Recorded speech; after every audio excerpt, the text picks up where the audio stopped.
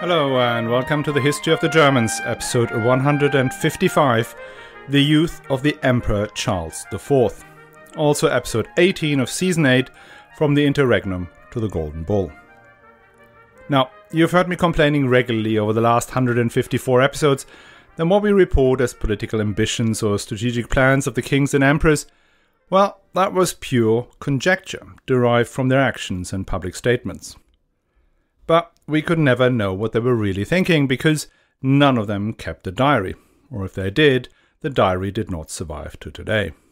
The subject of today's episode, however, did write an autobiography, which is believed to have been written by the emperor himself, at least in large parts.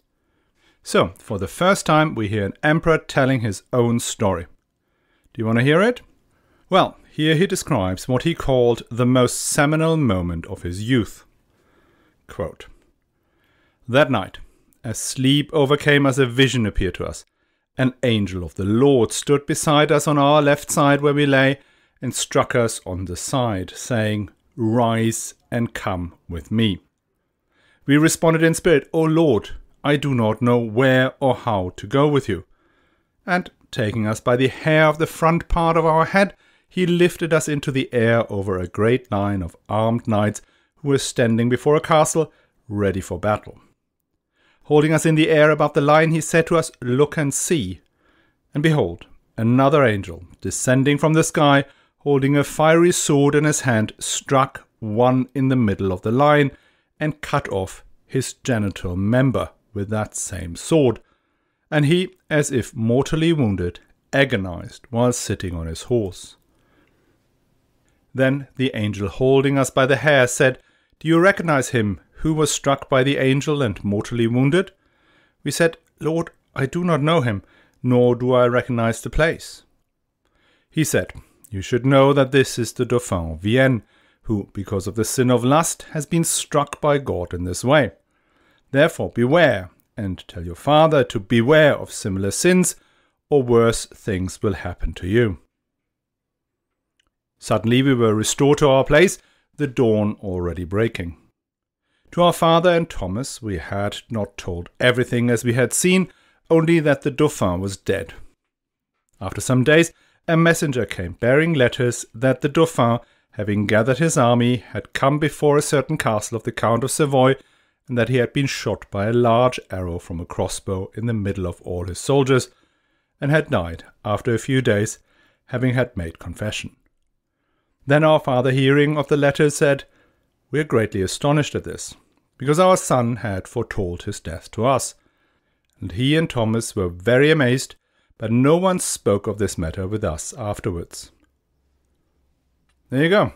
The Emperor Karl IV has divine visions.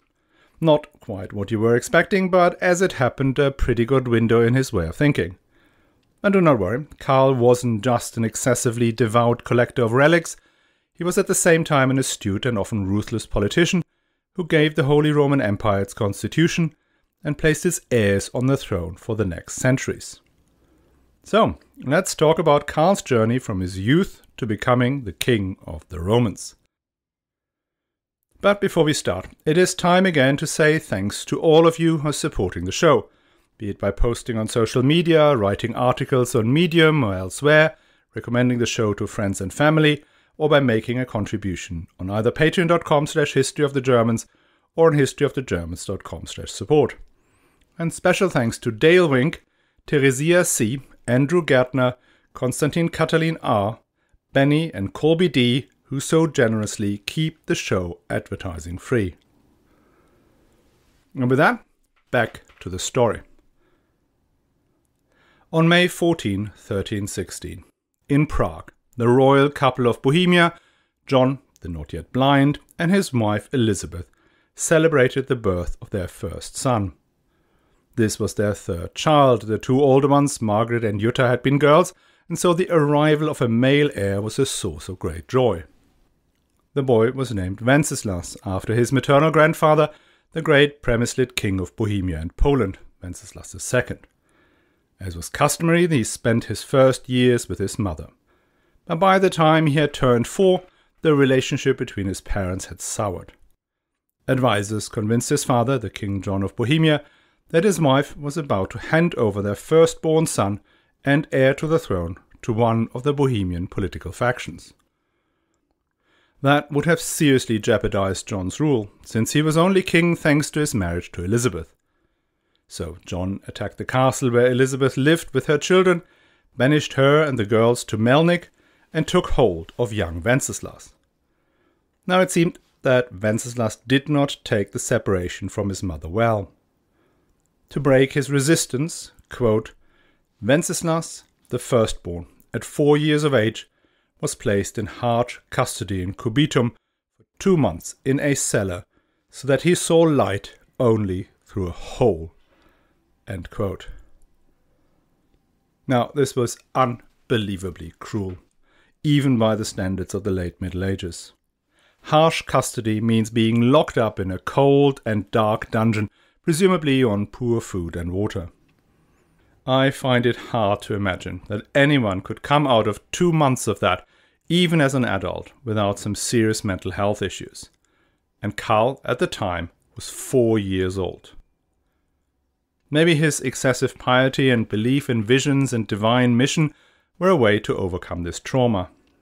And when he built his magical castle of Karlstein in a remote valley, he spent most of his time there in a jewel-encrusted room full of saints' relics and only a small window for light and a trap to bring him food.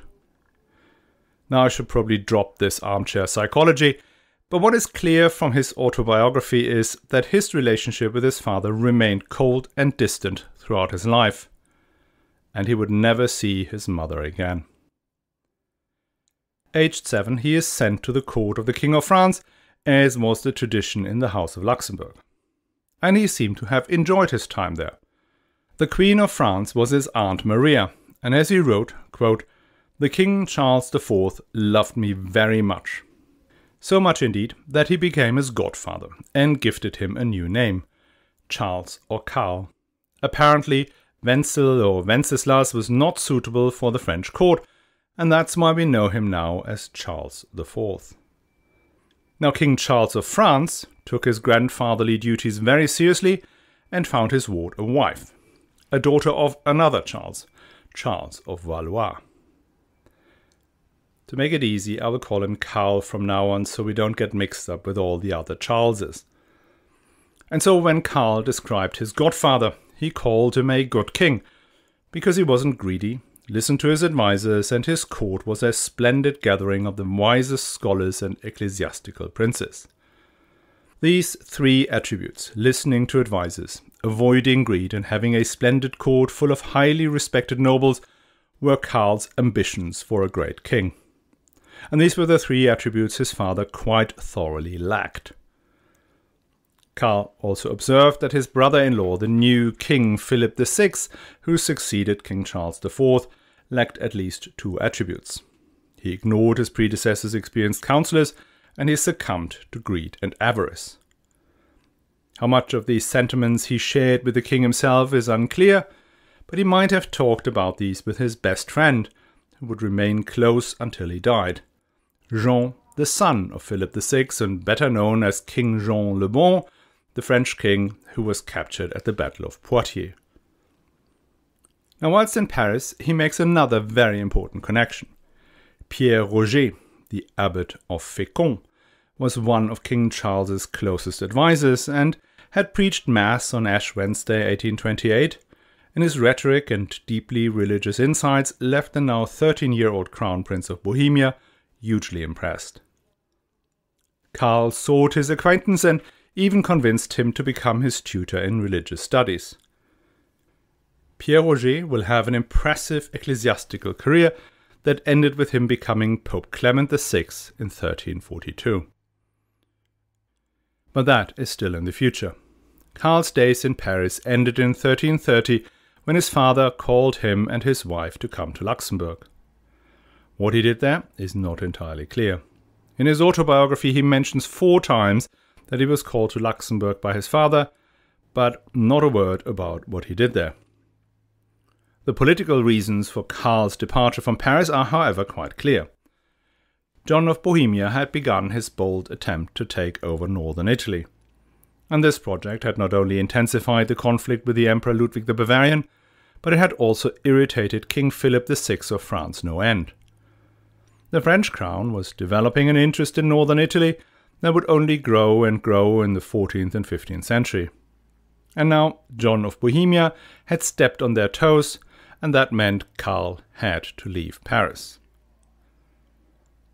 Now Karl's stay in Luxembourg lasted just 1 year. His father finally asked him to come down to Italy and help him running his newfound power base in Lombardy. Initially, father and son fought side by side, expanding their influence into Tuscany by taking over Lucca. All was going great, and so John returned home to deal with the political fallout back in the Empire and in France. Karl was now 16 years old and nominally in charge of a political project that had defeated his grandfather Henry VII, the great emperors Frederick II and Frederick Barbarossa, and, well, pretty much anyone in between. His father had at least left him with one of his advisors, the Count Louis of Savoy, who was very familiar with the local politics in Italy. Now, Karl describes the various ups and downs of this campaign in some detail in his autobiography, but he highlights 3 events that would again shape his idea of himself. The first of these happened just 3 days after he had arrived in Pavia, where his father had gathered his forces. Karl had been to morning mass, as was his habit, and since he intended to take communion had forgone breakfast. Returning to the hall of his palace, he found several of his companions in a terrible state, vomiting and pale. 3 of them would die that same day. Clearly, they had been poisoned. And Karl noticed an attractive young man he didn't know walking across the room. When approached, the young man pretended to be mute. Karl was suspicious and had him questioned.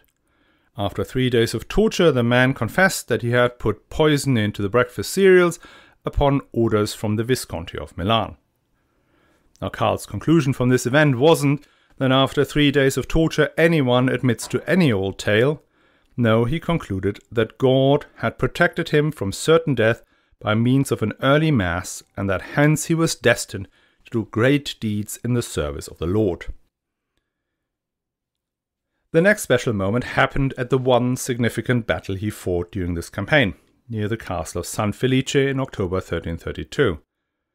This was towards the end of the Italian adventure, and the Visconti della Scala and Este had turned against the Bohemians. Karl was pretty much alone, since the Count of Savoy, the man who was supposed to protect and advise him, had also vanished.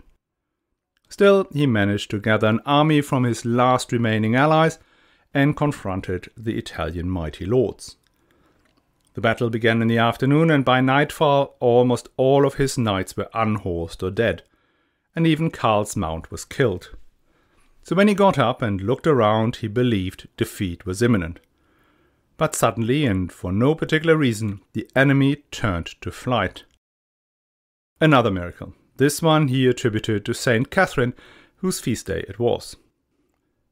The third and most important one of these events was the vision he had about the angelic castration of the Dauphin of Vienne we had heard at the top of the episode. So, you get his drift. All and everything is controlled by God and the saints. Regular prayer, veneration of the saints, and adherence to the moral teachings of the Bible are key not just to heaven and to survival, but also to worldly success. So let's talk about the success then.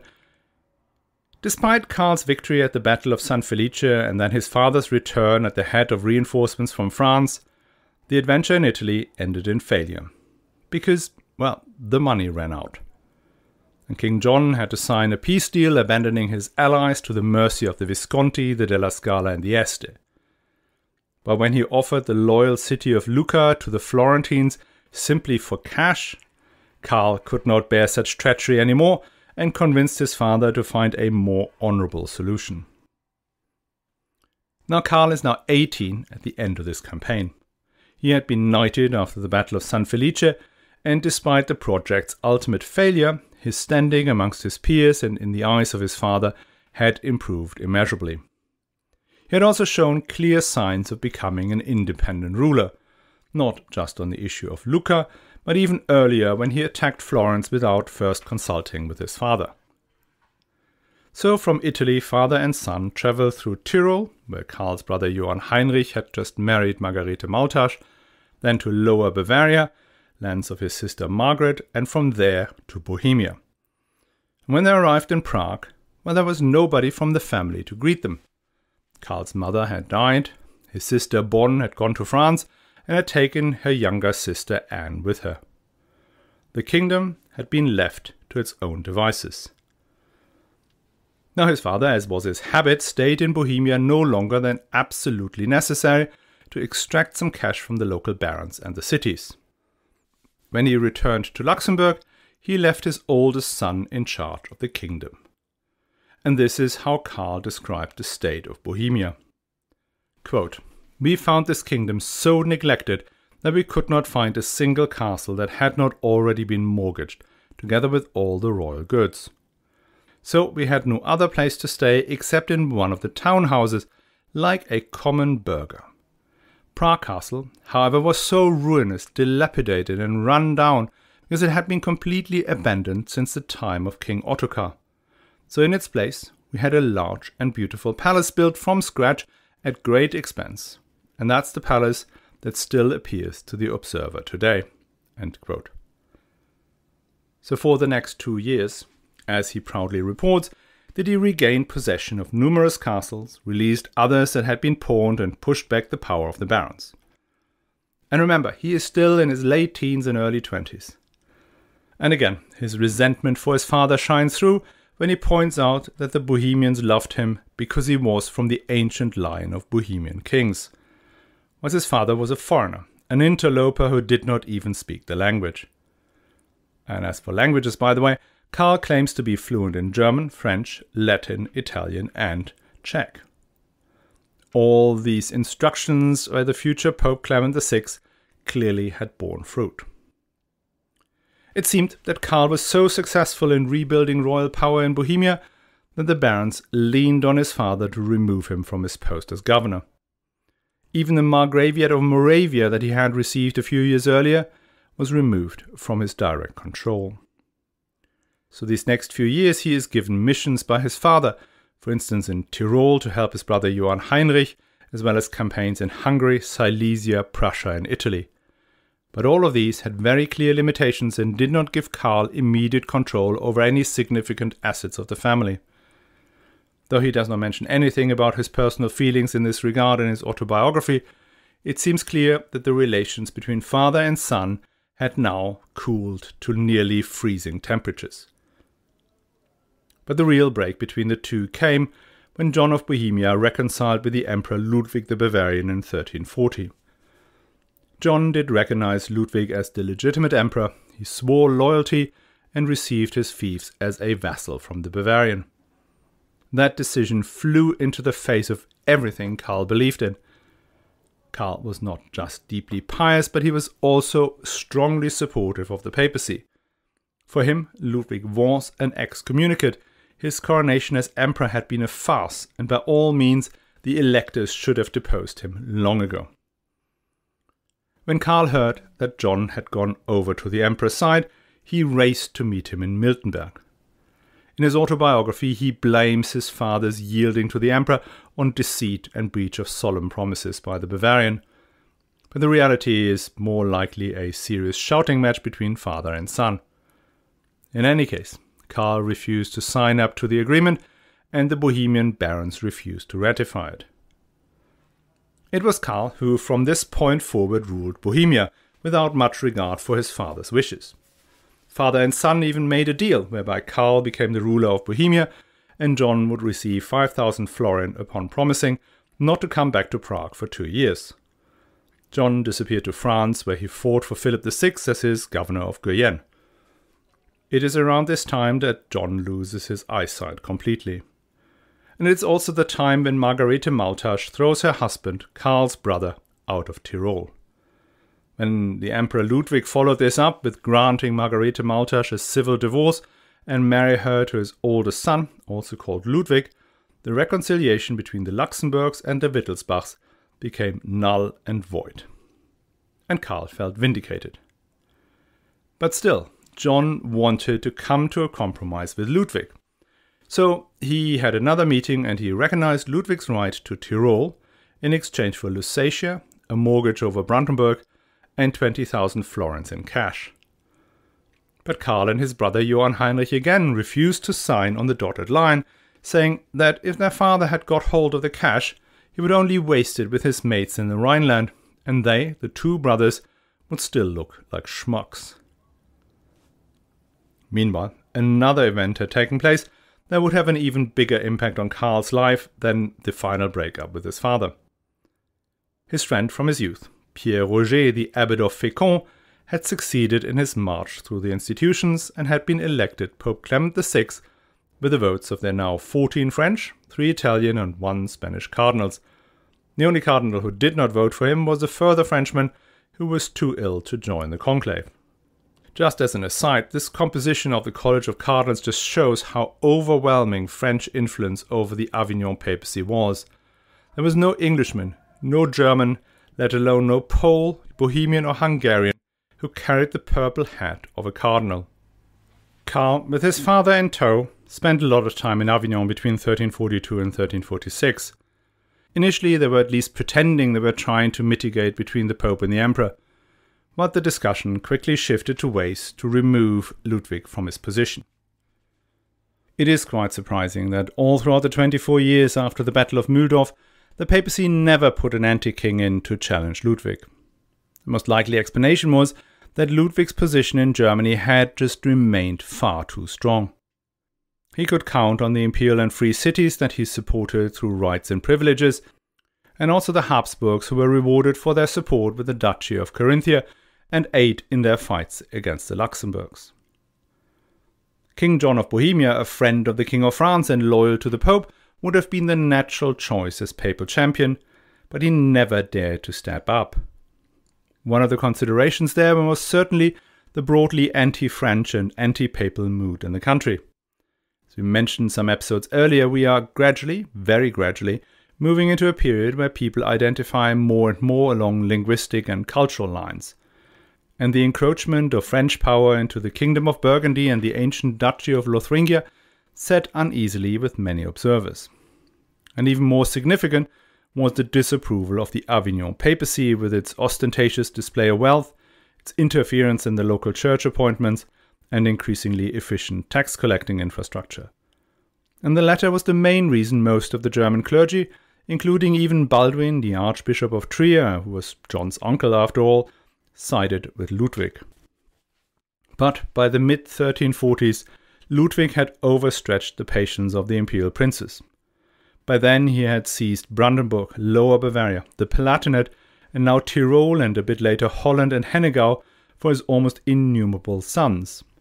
This concentration of power made even the closest allies amongst the territorial lords uncomfortable, and the means by which he had taken Tyrol from the Luxembourgs had alienated the clergy. All these discussions in Avignon and elsewhere culminated in an event early in the year 1346, when the Pope first declared that Ludwig had not shown enough contrition to be allowed back into the bosom of the Mother Church, and that hence the prince-electors should choose a new king of the Romans, preferably Karl, the Markgraf of Moravia and Crown Prince of Bohemia. In exchange for that endorsement, Karl made a number of concessions to the Pope that went far beyond anything an emperor or future emperor had yet committed to the papacy. This commitment was the price that Karl was willing to pay for the crown. And we will see how much this will cost him going forward. With full papal endorsement, he could now gather electors. The Pope himself procured an Archbishop of Mainz he had managed to place into this position against a candidate that had been supported by the Emperor Ludwig. As for the remaining electors, all depended upon the support of Baldwin of Trier, who was not the most powerful but the most capable and the most respected of the electors. Baldwin had become Archbishop aged 22, had placed his brother Henry VII on the throne 36 years earlier, and had dominated imperial politics for decades. He may be Karl's great-uncle, but their relationship seemed to have been distant. Karl never mentions Baldwin in his autobiography, not even when he talked about that year he stayed in Luxembourg when he was 15 or 16, and almost certainly met him multiple times. Balduin had settled into Ludwig's camp during the Kurfein in Surenes. Getting him to switch sides turned out to be very expensive. Imperial lands and cities were to be given to Trier, and even castles and territories belonging to the Luxembourg family directly were handed over, on top of astronomical sums of money and the promise to always submit to his great-uncle's advice. These excessive demands may be the reason for Karl's animosity for the member of his family who was probably most similar to him: cerebral, pious, clever and driven. But however expensive Balduin was, he was worth every penny. On May 20th, 1346, 5 electors, the 3 archbishops of Mainz, Cologne and Trier, the Duke of Saxony and, obviously, King John of Bohemia, got together at Reims and elected Karl of Moravia, grandson of the Emperor Henry VII, as King of the Romans. Pope Clement VI sent his approbation, even though Karl had not even asked for it. Things then moved along quite rapidly.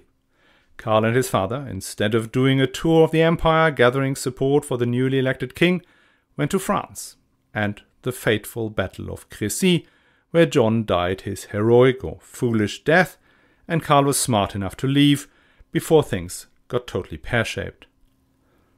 Returning from Crécy, Karl made a half-hearted attempt to dislodge Ludwig and his family from Tyrol. Well, that failed, thanks to the determined resistance of the Countess Margarete Maltasch. Well, from there, he returned to Bohemia, and then he waited. And he did not have to wait long. The Emperor Ludwig of Bavaria, the man who had sort of ruled the empire for 33 years, the victor of Mühldorf, the excommunicated ruler who had brought about the end of papal dominance over imperial politics and who had expanded Wittelsbach territory to its largest extent, had died from a heart attack at a hunt on October 11, 1347. Karl should now be the undisputed king of the Romans, but I'm afraid the fight for the crown had only just begun. Next week, we will hear about the lengths Karl, now Karl IV, will have to go through to dispense with anti-kings and even use the services of one of the Middle Ages' most mysterious figures, the false Waldemar. I hope you will join us again next week. And just to conclude, remember that the History of the Germans is advertising free thanks to the generosity of our patrons, and you can become a patron too. All you have to do is go to patreon.com/historyofthegermans or to historyofthegermans.com/support and sign up for the cost of a latte per month.